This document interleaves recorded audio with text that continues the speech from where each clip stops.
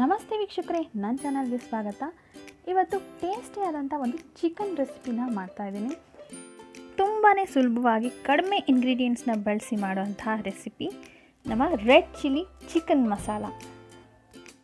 Chicken ಪ್ರಿಯರಿಗೆ ಇಷ್ಟ ಆಗುವಂಥ ಒಂದು ಒಳ್ಳೆ ರೆಸಿಪಿ. ಬನ್ನಿ ಹೇಗೆ ಮಾಡೋದು ಅಂತ ನೋಡೋಣ.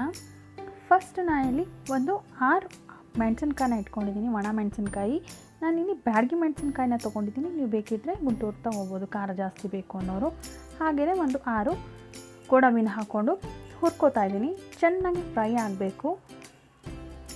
ನೋಡಿ, ಮೆಣಸಿನ್ಕಾಯಿನೆಲ್ಲ ಚೆನ್ನಾಗಿ ಅದು ಉಬ್ಬು ಬರ್ತಾಯಿದೆ, ಅಲ್ಲಿವರೆಗೂ ನೀಟಾಗಿ ಫ್ರೈ ಮಾಡ್ಕೋಬೇಕಾಗುತ್ತೆ. ಇಷ್ಟ ಆದರೆ ಸಾಕು.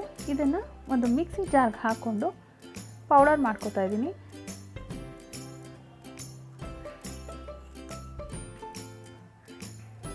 ನೋಡಿ, ಈ ರೀತಿ ತರ್ತರಿಯಾಗೆ ಪುಡಿ ಆಗಿದೆ ಅದು. ಇವಾಗ ಇದ್ರ ಜೊತೆಗೇ ನಾನು 2 ಟೊಮ್ಯಾಟೋನ ತೊಗೊಂಡಿದ್ದೀನಿ. ಇಲ್ಲಿ ಆ 2 ಟೊಮ್ಯಾಟೋನ ಹಚ್ಬಿಟ್ಟು ಅದೇ ಮಿಕ್ಸಿ ಜಾರ್ಗೆ ಹಾಕ್ಕೊಂಡು ನುಣ್ಣಗೆ ರುಬ್ಬಿ ಪೇಸ್ಟ್ ಮಾಡಿ ಇಟ್ಕೋತೀನಿ. ನೋಡಿ, ನುಣ್ಣಗೆ ರುಬ್ಬಿ ಪೇಸ್ಟ್ ಆಗಿದೆ ಇಲ್ಲಿ. ಬನ್ನಿ ಇವಾಗ ಚಿಕನ್ ರೆಸಿಪಿನ ಸ್ಟಾರ್ಟ್ ಮಾಡೋಣ. ಇಲ್ಲಿ ಒಂದು ಕಡಾಯಿಗೆ ನಾನು ಒಂದು 2 ಚಮಚ ಆಗೋಷ್ಟು ಎಣ್ಣೆ ಹಾಕೋತಾ ಇದ್ದೀನಿ. ಎಣ್ಣೆ ಸ್ವಲ್ಪ ಬಿಸಿ ಆದ ನಂತರ ಒಂದು ಈರುಳ್ಳಿನ ಇಲ್ಲಿ ಸಣ್ಣದಾಗಿ ಹಚ್ಚಿಟ್ಕೊಂಡಿದ್ದೀನಿ. ಈ ರೆಸಿಪಿಗೆ ಈ ಥರ ಸಣ್ಣದಾಗಿ ಹಚ್ಚಿಟ್ಕೊಂಡ್ರೆ ತುಂಬ ಟೇಸ್ಟ್ ಬರೋದು. ಇದನ್ನು ಚೆನ್ನಾಗಿ ಫ್ರೈ ಮಾಡ್ಕೋಬೇಕು. ಫುಲ್ ಈರುಳ್ಳಿ ಎಲ್ಲ ಕಲರ್ ಚೇಂಜ್ ಆಗಿ ಗೋಲ್ಡನ್ ಬ್ರೌನ್ ಆಗೋವರೆಗೂ ನೀಟಾಗಿ ಇದನ್ನು ಫ್ರೈ ಮಾಡ್ಕೋಬೇಕಾಗುತ್ತೆ. ಈರುಳ್ಳಿ ಎಷ್ಟು ನೀಟಾಗಿ ಫ್ರೈ ಆಗುತ್ತೋ ಅಷ್ಟೇ ನಿಮ್ಮ ಗ್ರೇವಿಗೆ ಟೇಸ್ಟ್ ಬರುತ್ತೆ. ಓಕೆ, ಇಲ್ಲಿ ಕಲರ್ ಎಲ್ಲ ಚೇಂಜ್ ಆಗ್ತಾ ಬರ್ತಾ ಇದೆ.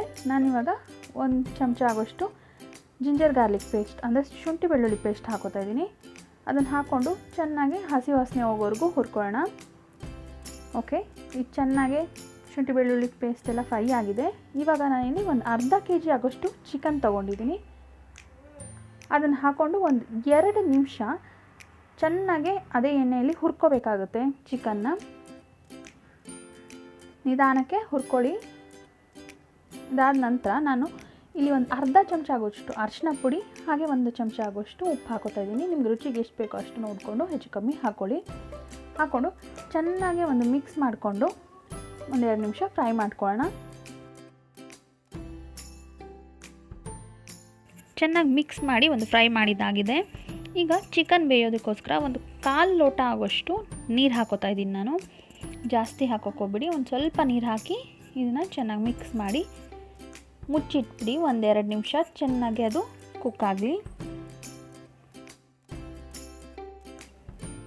ಈಗ ಇದು ಮುಚ್ಚಿಟ್ಟು ಒಂದು 5 ನಿಮಿಷ ಆಗಿದೆ. ಚಿಕನ್ನು ಸ್ವಲ್ಪ ಕುಕ್ ಆಗಿದೆ ನೀಟಾಗೆ. ನೋಡಿ, ಪ್ರೆಸ್ ಮಾಡಿ ನೋಡಿದ್ರೆ ಅದು ಕುಕ್ ಆಗಿದೆ ಇಲ್ಲಿ. ಓಕೆ, ಇವಾಗ ನಾವು ರುಬ್ಬಿದಂಥ ಮಸಾಲೆ ಏನಿದೆ ನಾನು ಅದನ್ನು ಹಾಕೋತಾ ಇದ್ದೀನಿ. ನೋಡಿ, ನಾವು ಬ್ಯಾಡಗಿ ಮೆಣಸಿನ್ಕಾಯಿ ಹಾಕಿರೋದ್ರಿಂದ ಕಲರ್ ಎಷ್ಟು ಚೆನ್ನಾಗಿ ಬಂದಿದೆ. ಈಗ ರುಬ್ಬಿದಂಥ ಮಸಾಲೆ ಹಾಕಿದ ನಂತರ ಇದ್ರ ಜೊತೆಗೇ 1 ಚಮಚ ಆಗೋಷ್ಟು ಧನಿಯಾ ಪುಡಿ ಹಾಕೋತಾ ಇದ್ದೀನಿ.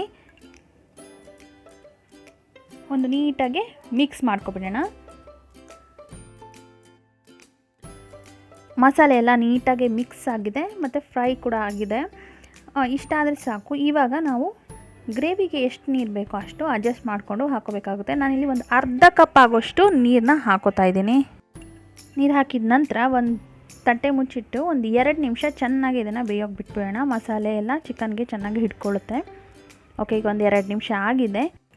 ಚೆನ್ನಾಗೆ ಕುದಿ ಬರ್ತಾಯಿದೆ ನೋಡಿ. ಇವಾಗ ನಾನು ಒಂದು ಅರ್ಧ ಚಮಚ ಆಗೋಷ್ಟು ಗರಂ ಮಸಾಲೆ, ಹಾಗೆ ಒಂದು ಅರ್ಧ ಚಮಚ ಆಗೋಷ್ಟು ಕಸ್ತೂರಿ ಮೇಥಿನ ಹಾಕ್ಕೊಂಡು ಒಂದು ಮಿಕ್ಸ್ ಮಾಡ್ಕೋತಾ ಇದ್ದೀನಿ.